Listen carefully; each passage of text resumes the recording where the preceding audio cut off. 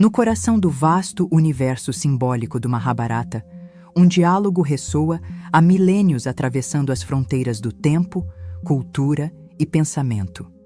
O Bhagavad Gita. Traduzido como o Cântico do Senhor, este texto sagrado vai muito além da dimensão religiosa, sendo um tratado profundo sobre a condição humana. Um convite para mergulharmos na complexidade da alma, enfrentando nossas maiores dúvidas, medos e possibilidades. O cenário onde se desenrola esse diálogo é um símbolo potente, o campo de batalha de Kurukshetra. Não uma guerra comum, mas um espaço onde se entrelaçam os destinos pessoais, familiares e universais. Para Arjuna, o príncipe guerreiro, este campo é o palco de uma crise existencial que ecoa na experiência de todos nós. O momento em que as certezas desmoronam e o confronto com o desconhecido paralisa diante da responsabilidade, do dever e da dor. Porém, o Bhagavad Gita é muito mais que uma história de guerra. Ele é um mapa simbólico que revela as leis ocultas da vida, a conexão do indivíduo com o cosmos e o caminho para a liberdade interior. No diálogo, Krishna revela que o verdadeiro campo de batalha é a mente e o coração humanos, onde ego e self travam uma luta ancestral. Mesmo sendo um texto milenar, o Gita permanece surpreendentemente atual. Suas perguntas são as nossas perguntas. Quem sou eu? Qual o meu papel no mundo? Como agir diante do sofrimento e da incerteza? Como encontrar equilíbrio entre ação e entrega, desejo e renúncia? Neste vídeo, convido você a explorar comigo essa obra monumental, não como um relato mítico, mas como um guia para a jornada interior que todos percorremos. Vamos desvendar o contexto do Gita, sua profunda sabedoria e refletir sobre o significado desse campo de batalha que é nossa própria vida. Se esta busca ressoa em você, prepare-se para um mergulho transformador, pois o Bhagavad Gita é, antes de tudo, um chamado para a coragem de olhar para dentro e assumir o papel de protagonista da própria existência. Tal como Arjuna, no limiar entre o medo e a revelação, somos convidados a nos transformar no próprio campo de batalha. O Bhagavad Gita é uma das joias literárias e filosóficas mais profundas da tradição indiana. Composto por 700 versos distribuídos em 18 capítulos, o Gita é um pequeno, mas poderoso, trecho do Mahabharata, o maior poema épico do mundo, com mais de 100.000 versos. Inserido no livro 6, Bhishma Parva, ele surge em um momento decisivo da narrativa, quando as tensões entre as famílias Kuru atingem seu ápice. O Mahabharata narra uma saga ancestral de linhagens, conflitos e dilemas morais, e o Gita se destaca como o núcleo espiritual da obra, um diálogo atemporal entre o guerreiro Arjuna e o Deus Krishna que ilumina os dramas humanos com sabedoria universal. No centro desse épico está a Batalha de Kurukshetra, que literalmente significa campo do Dharma, o campo do dever, da justiça e da ordem cósmica. É neste cenário que o Bhagavad Gita se desdobra, não como uma simples história de combate, mas como um diálogo profundo entre dois personagens emblemáticos: Arjuna, o guerreiro em crise, e Krishna, seu guia, amigo e encarnação divina. Arjuna não é um guerreiro comum. Ele é um príncipe, mestre arqueiro e um símbolo arquetípico do ser humano diante da crise existencial. Às vésperas da guerra, enfrenta um dilema angustiante. Precisa confrontar seus próprios parentes, mestres e amigos, o que representa um conflito moral e psicológico devastador. Sua hesitação, medo e dúvida são a personificação da luta interna que todos enfrentamos quando somos chamados a agir. E o chamado do dever colide com o peso da responsabilidade e do apego.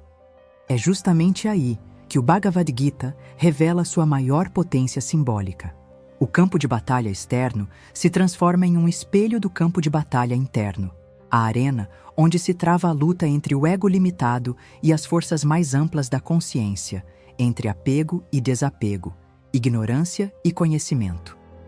No contexto védico, o Gita ocupa posição central como um dos textos que sistematizam os ensinamentos espirituais da Índia antiga. Ele sintetiza ideias complexas sobre o Dharma, dever, o karma, ação e suas consequências, e o caminho para a libertação, moksha. Mais que isso, propõe uma abordagem prática para o equilíbrio entre ação e renúncia, saber e devoção, mente e espírito, temas que ressoam profundamente em qualquer tempo ou cultura. Embora seja antigo, estimado entre os séculos 5 e 2 a.C., o Bhagavad Gita permanece extraordinariamente atual. Suas reflexões sobre sofrimento, conflito interno, responsabilidade individual e propósito de vida atravessam milênios para chegar até nós, oferecendo insights que dialogam com psicologia, filosofia e espiritualidade modernas. Ao compreender o contexto histórico e simbólico do Gita, vemos que o campo de Kurukshetra é mais que um cenário épico. É o palco onde cada um de nós é chamado a enfrentar suas batalhas, fazer escolhas difíceis e despertar para uma consciência mais ampla. Arjuna não é apenas uma figura histórica ou mitológica, é o arquétipo do homem em crise, um reflexo profundo da experiência humana diante das escolhas que definem nossa existência.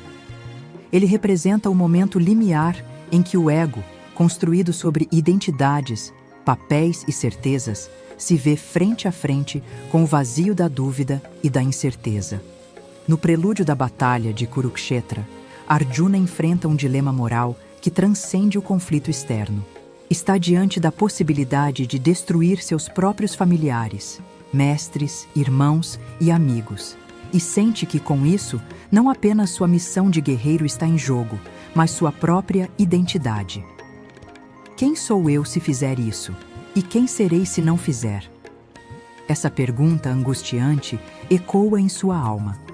Esse momento traduz uma crise existencial profunda, a colisão entre o dever, dharma, e a emoção, entre responsabilidade social e conflito interior.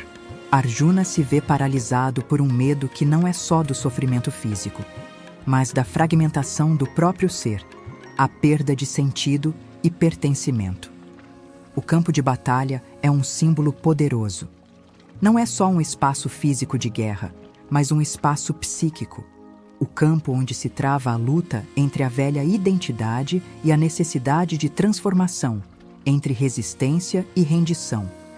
É o palco onde máscaras caem, revelando feridas e contradições internas que o ego prefere evitar.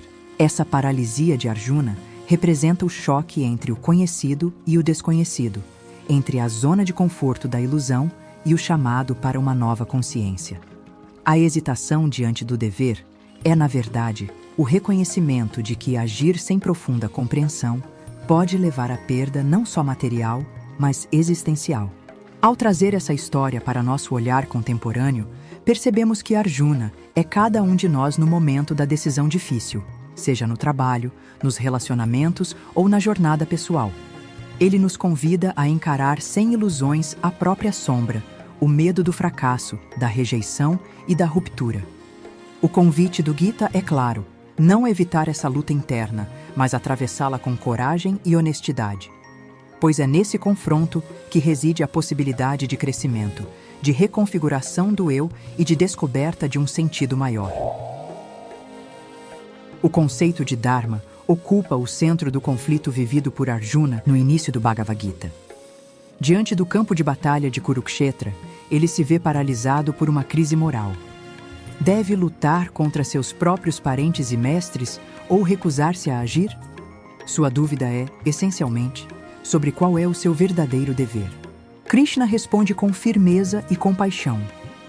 Ele ensina que o Dharma não é simplesmente seguir regras externas, mas agir em conformidade com a própria natureza interior, com aquilo que é mais profundo, alinhado ao propósito de alma.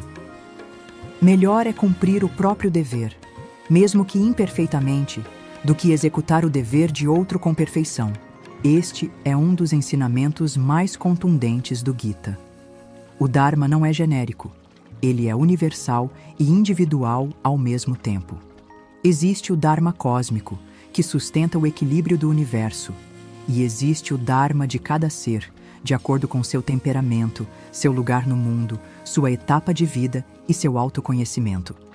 O erro de Arjuna seria abandonar o seu Dharma de guerreiro, Kshatriya, movido pelo apego emocional e pelo medo de agir. Para Krishna, tal recusa não é compaixão verdadeira, mas uma forma sutil de ego espiritualizado. O caminho do yoga, ensina ele, é agir com clareza, sem apego aos frutos, entregando as ações ao absoluto. Age, pois, sempre que houver necessidade, sem apego, pois aquele que age sem apego atinge o Supremo. O Dharma, portanto, é ação lúcida. É manter-se fiel ao que se é, mesmo quando isso exige sacrifício. Não é submissão cega, mas expressão de uma ordem interna que vai além do ego. Krishna afirma que não há verdadeira paz para aquele que abandona seu dever por medo, insegurança ou desejo de agradar.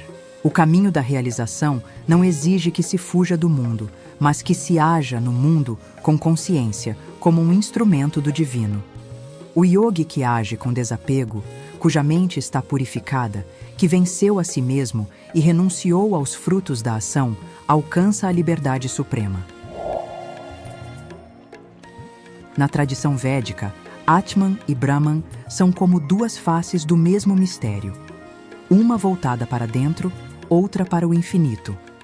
Atman é o eu mais íntimo, a essência que observa em silêncio por trás dos pensamentos, emoções e papéis que assumimos no mundo. Não é o ego, nem a personalidade, mas aquilo que permanece quando tudo o que é passageiro se dissolve. Quando Krishna fala a Arjuna sobre o eu que não nasce e não morre, que não pode ser ferido por armas, queimado pelo fogo ou molhado pela água, ele está se referindo ao Atman. Já Brahman é o todo, o princípio absoluto que sustenta e permeia toda a existência. É a realidade última, sem forma, sem começo nem fim, que vibra silenciosamente em todas as coisas. Para os Vedas, tudo o que existe é Brahman.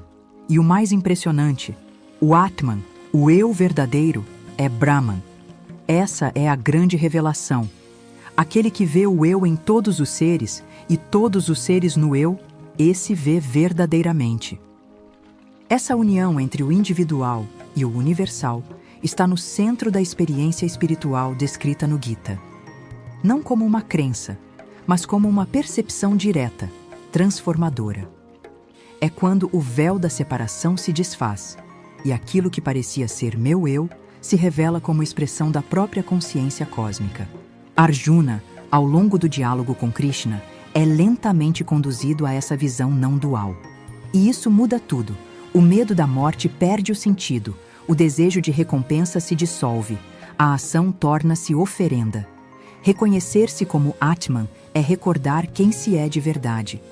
Perceber que esse Atman é Brahman é despertar do sonho da separação.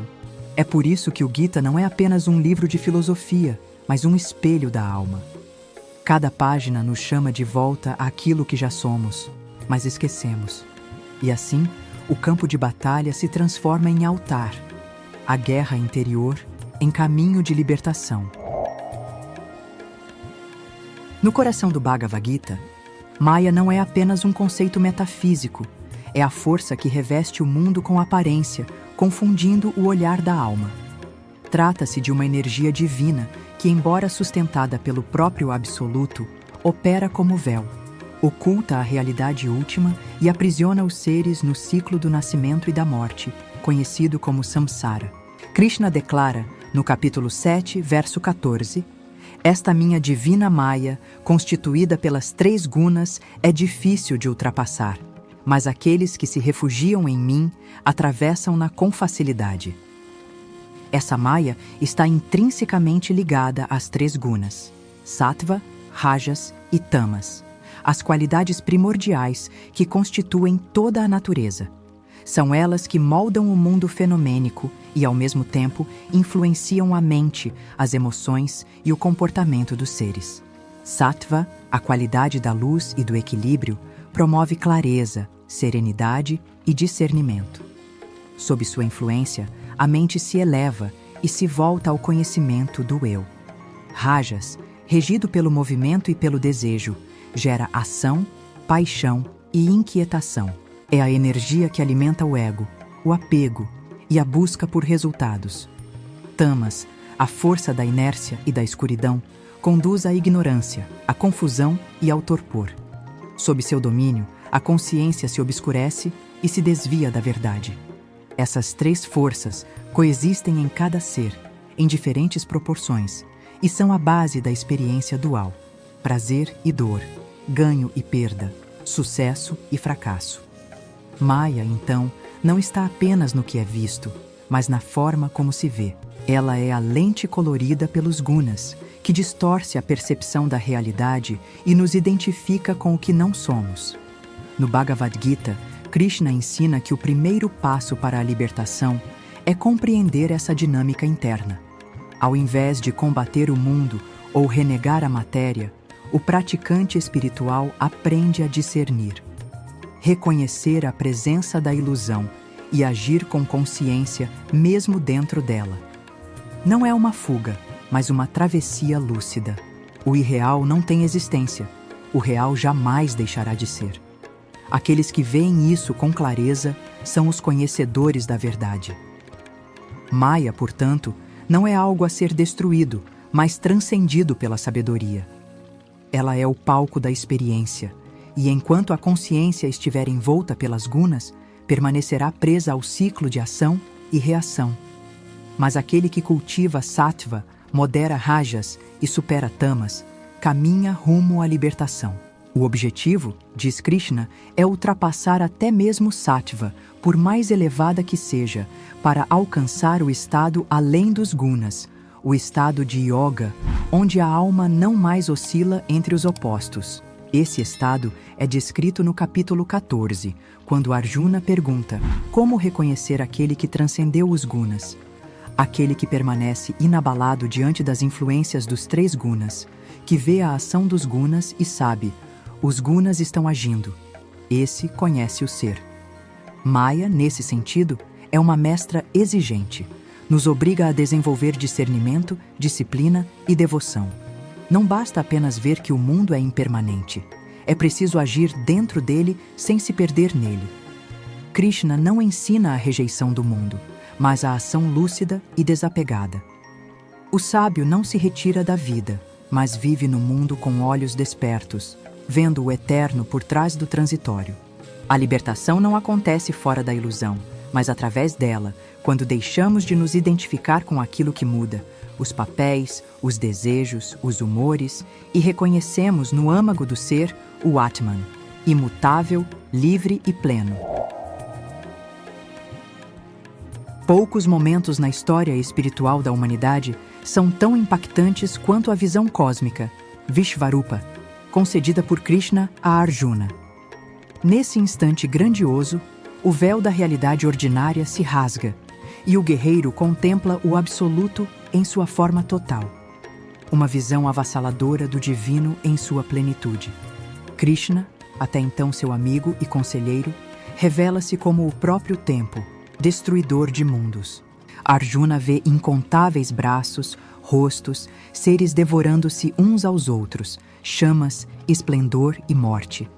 É uma imagem sublime e terrível, porque o divino não é apenas luz, mas também sombra. Não é apenas criação, mas também destruição. Essa visão simboliza uma verdade profunda. O universo é uno e múltiplo, eterno e em constante transformação. Todas as formas nascem, vivem e morrem dentro do ser infinito. Nada escapa à dança cósmica, nem mesmo os deuses, nem mesmo os grandes guerreiros. Ao conceder essa experiência a Arjuna, Krishna revela não apenas sua natureza divina, mas também a natureza do mundo. O caos e a ordem, o bem e o mal, a beleza e o horror, tudo é expressão de uma mesma realidade última. Não há separação real, apenas diferentes manifestações do Uno. Esse vislumbre cósmico rompe as limitações do ego. Arjuna é tomado de espanto, reverência e medo. É o colapso da visão dualista, a entrega total diante da vastidão. Nada mais pode ser como antes. Ao final da visão, Krishna retoma sua forma humana. E isso também carrega um ensinamento. Mesmo o absoluto se manifesta de maneira acessível, próxima, amorosa. O divino é imenso e inatingível, mas também está presente na simplicidade do agora, na escuta silenciosa, na presença amorosa. A visão cósmica é um convite a expandir a percepção, a reconhecer o sagrado em tudo, mesmo no que assusta, mesmo no que desmorona. Ela nos chama a viver com os olhos da alma abertos, conscientes de que estamos imersos no mistério. Um dos ensinamentos centrais do Bhagavad Gita, que traz à luz a profunda reflexão sobre a natureza do ser, está no diálogo entre o campo, Mukshetra, e o conhecedor do campo, Rukshetrajna. Essa distinção, embora sutil, é fundamental para compreendermos a dualidade aparente entre o corpo, a mente, as emoções e a essência imutável que somos. O campo representa tudo aquilo que é transitório: nosso corpo físico, pensamentos, sentimentos, desejos e a própria consciência que muda conforme as circunstâncias. É o território onde a experiência humana se desenrola, sujeito a nascimento, transformação, sofrimento e morte. Já o conhecedor do campo é a essência eterna, o observador imutável, o Atman, a centelha divina que permanece além da impermanência. É aquele que não se confunde com os acontecimentos, mas testemunha silenciosamente, com serenidade e desapego, o movimento das forças internas e externas. Este ensino nos chama a despertar para a consciência de que não somos o corpo nem a mente. Somos o sujeito que vê, a presença que permanece intacta apesar das vicissitudes da existência. É a partir dessa percepção que surge a possibilidade de liberdade, pois só quando reconhecemos que a verdadeira identidade está além das mudanças temporais, podemos nos desvincular das ilusões da identificação com o sofrimento, o ego e as paixões. Além disso, o Gita apresenta esse diálogo como um convite para o autoconhecimento e a responsabilidade. Conhecer o campo é conhecer nossas fraquezas e potências, enquanto conhecer o conhecedor é ancorar-se na sabedoria e na imortalidade do ser. Essa distinção é um dos fundamentos filosóficos para a prática dos yogas, pois fundamenta a ideia de observar sem se apegar, agir sem se identificar, viver sem perder a consciência do próprio eu eterno. O chamado, portanto, é para que nos tornemos observadores conscientes da vida, presentes no campo, mas conscientes do conhecedor que habita em nós. É esse despertar que abre caminho para a transcendência, para a paz e para a integração do ser. O Bhagavad Gita apresenta uma visão profunda e revolucionária sobre a morte. Não como um fim absoluto, mas como uma passagem na continuidade do ser. Krishna explica a Arjuna que a alma, Atman, é eterna, imutável e indestrutível. Ela transcende o corpo físico, que é temporário e perecível. Assim, a morte do corpo não significa o fim da existência, mas uma transformação, um desprendimento da forma. Essa perspectiva traz uma libertação profunda para o medo universal da morte, pois convida a enxergar a vida como parte de um ciclo maior, onde nascimento e morte são apenas fases transitórias. A compreensão da imortalidade da alma está diretamente ligada ao desapego e à coragem para agir sem medo das consequências externas. O conhecimento da eternidade do Self permite que o guerreiro interior enfrente o campo de batalha, real ou simbólico, com serenidade e confiança. Além disso, essa visão convida à reflexão sobre o valor do presente e o sentido da ação consciente, já que a vida é oportunidade para a evolução do espírito e o cumprimento do Dharma. Assim, o Gita nos desafia a transformar o temor da morte em sabedoria, encontrando na consciência da eternidade a força para transcender as limitações do corpo e da mente. No Bhagavad Gita, o conhecimento verdadeiro, Jnana, é mais do que um acúmulo de informações. É um fogo interno que consome a ignorância e dissolve as ilusões que mantêm a alma cativa. Krishna afirma com clareza: nada purifica mais do que o conhecimento. Mas que conhecimento é esse? Trata-se do autoconhecimento, o reconhecimento da verdadeira natureza do ser, eterna, imutável, não nascida e indestrutível. O Atman, a centelha divina em cada ser, não é o corpo, nem os pensamentos, nem as emoções. O erro fundamental da existência é identificar-se com aquilo que é impermanente. Libertar-se é, portanto, lembrar-se de quem se é. Mas esse conhecimento não é apenas intelectual. Ele precisa ser vivido, encarnado, tornado experiência direta. Krishna mostra que há um caminho que leva à realização: o estudo sagrado, a meditação, a disciplina da mente e o desapego dos frutos da ação. É através desses meios que o conhecimento desce da mente ao coração.